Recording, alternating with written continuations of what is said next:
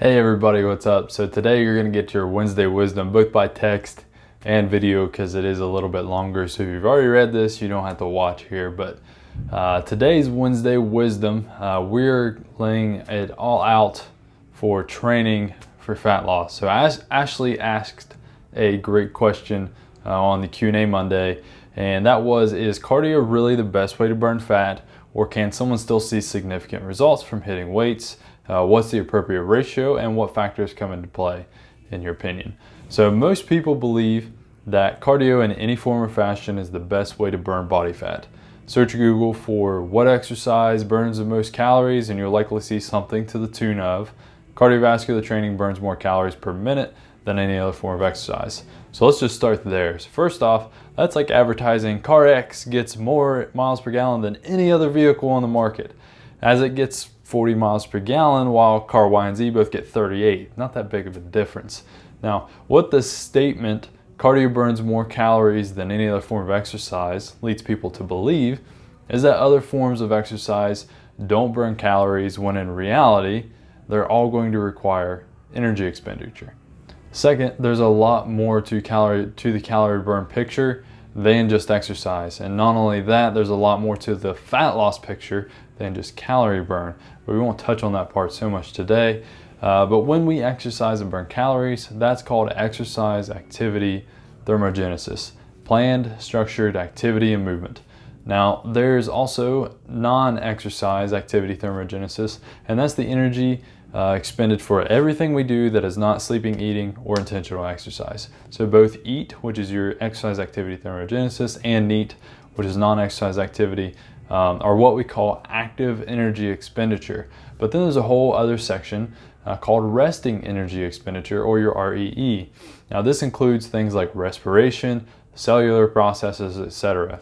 Now when we talk about our metabolism, we're usually referring to this. Now, however, your metabolism is actually all those other things also combined, but that's just me being picky. So now it's very important to understand the chart that is below this video. It is static, but our metabolism is ever changing, and we'll touch on that in a second.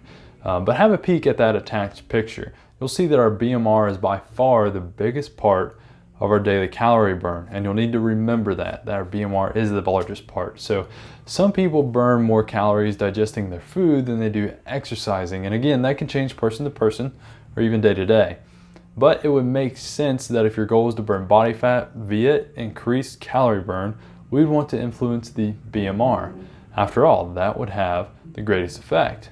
So if you looked at that picture, you may be thinking, what the heck, why do men have a higher BMR? Which is exactly the right question to solve this puzzle here. So men have more testosterone and men carry more muscle.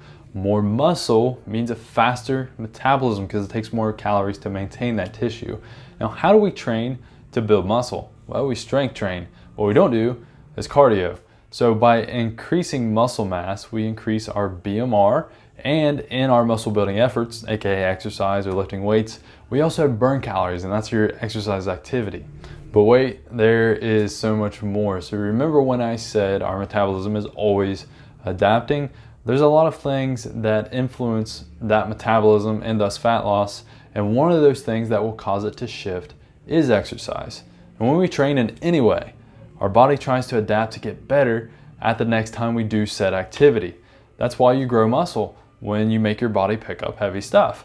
When we do cardio, it wants to get better at traveling long distances. So to do that, it increases our cardiovascular efficiency, aka we have better lungs, and it drops weight. Now notice I said weight, not body fat. Guess it's because weight is heavy, it's going to make running long distances more difficult. But guess what's heavier than body fat? That's muscle. And guess what will slow our metabolism if we lose it? That's muscle. Additionally, when we do a lot of cardio, we are burning a lot of calories. Now, our body wants to adapt to that too. Now, after all, if it burns too many calories, well, you'll die. So in efforts to keep you alive, it tries to limit calorie burn. Well, it can't make you not exercise because you're making that conscious decision to exercise. But what it can do is limit that resting energy expenditure, aka it'll slow down your metabolism. So as the exercise piece of the pie gets larger, your body makes the BMR, that resting energy expenditures piece of the pie, get smaller and smaller. This means you do more cardio, but you don't lose body fat because your net calorie burn has remained the same, and that can be very, very frustrating. Plus, a slower BMR means less energy, worse sleep, and worse hormone function. And that's all bad news. And here's some more bad news. So your body now thinks you're very short on calories, which you would be if you're doing a lot of cardio. So what's the best way to safeguard against starvation? Well, more body fat, because that's your energy storage system. So your body will start to prime you to gain body fat. And this isn't even considering you're probably doing double damage by eating too few calories as well on the diet side of things.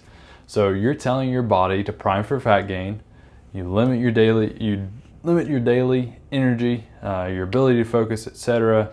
You're just dropping precious muscle. Your joints probably hurt from running so much. Hungry, you're tired, very frustrated because the fat has really stopped coming off. Well, welcome to the reason why so many people quit the gym even after getting really great initial results. And on that note, if you remove that calorie restriction, so you quit on your diet because you quit going to the gym, you say, yeah, it's not worth it anyways, and you quit the extreme external calorie burn in your activity at the gym, you do that all at once, that's a recipe for a massive rebound, except this time with a much slower metabolism.